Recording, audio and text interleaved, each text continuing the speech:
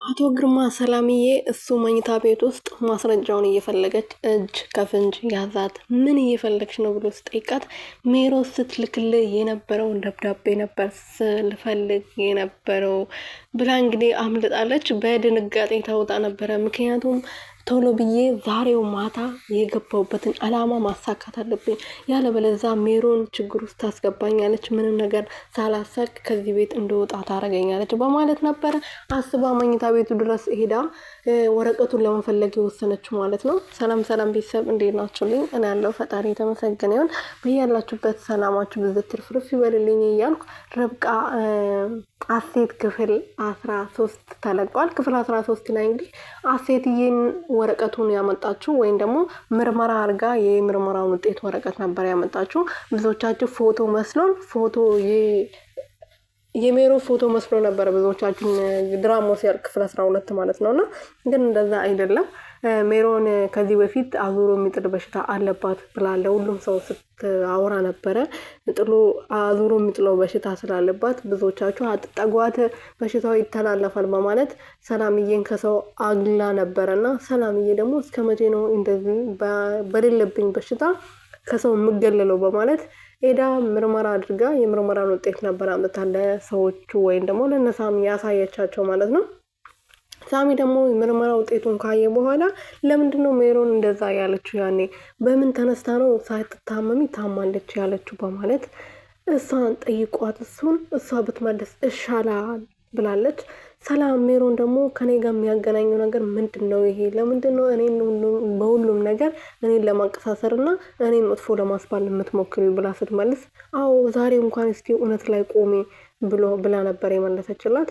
ጆሲም ደግሞ ከዚህ በፊት አንቺ ነበርሽ አዞሮ የሚጥል በሽታ አለባት ብለሽ የነገርሽን፣ በምን ተነስተሽ ነው? ሐኪም ቤት ሄደሽ ከሷ ጋር አረጋግጠሻል ወይም ደግሞ ምርመራ ስታረጊ የምርመራ ውጤት አይተሽ ነበር ከዚህ በፊት?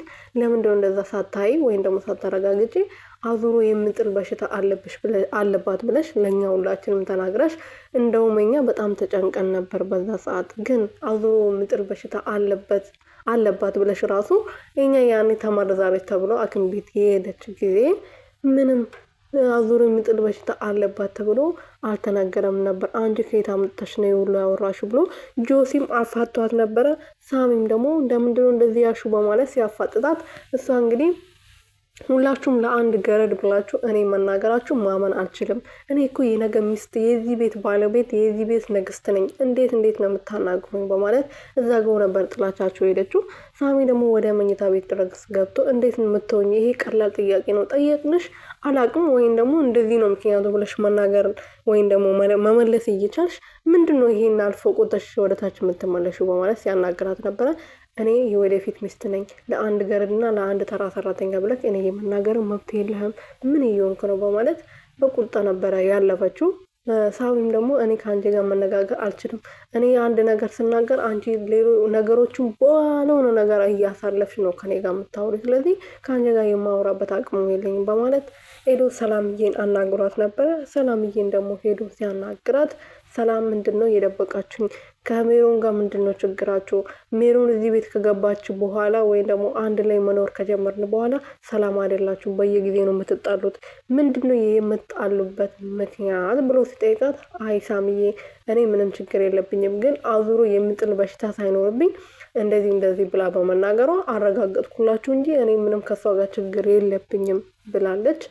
ግን እኔን የደበቅሽ ነገር አለ፣ በአንቺ የምትደብቁ ነገሮች ደግሞ እኔ ልቤ እየደማ ነው። ከዚህ በላይ በአንቺ ምክንያት ልቤ እንዲደማ አልፈልግም። አንድ ቀን ቁጭ ብለን ተረጋግተን ነገሮችን እንድናወራና እንድናስካክል እፈልጋለሁ ብሏታል።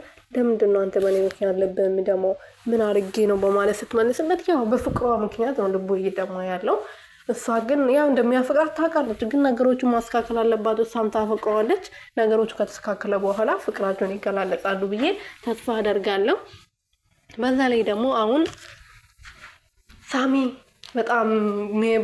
በጣም ተጨንቋል። በዚህ በኩል ጓደኛው አብሮ አደጉ ወንድሙ ጆሲ ሰላምዬን አፍቅሯታል። ምን እንደሚያደርግ ራሱ ግራ ገብቷታል። ሰላምን ራሱ እንዴት እወድሻለሁ ወይም ደግሞ ፈልግሻለሁ እንደሚል ግራ ገብቶታል ማለት ነው። ምክንያቱም ባለቤት ስለሆነ ጆሲ ይሄን ነገር ስለማያውቅ ፍቅር ይዞታል ከሰላም ማለት ነው። ትላንትና በተለቀቀው ቪዲዮ ላይ እንግዲህ ከሰላምዬ ፍቅር ይዘዋኛል ብሎ ለሳሚ ነግሮታል። ሳሚ ደግሞ በጣም ነበር የደነገጠው፣ ምክንያቱም አልጠበቀም ማለት ነው። ያው አቀራረባቸው ስልክ ገዝቶ መስጠቱ ምናምን ፍቅር እንዳለ ያስታውቃል።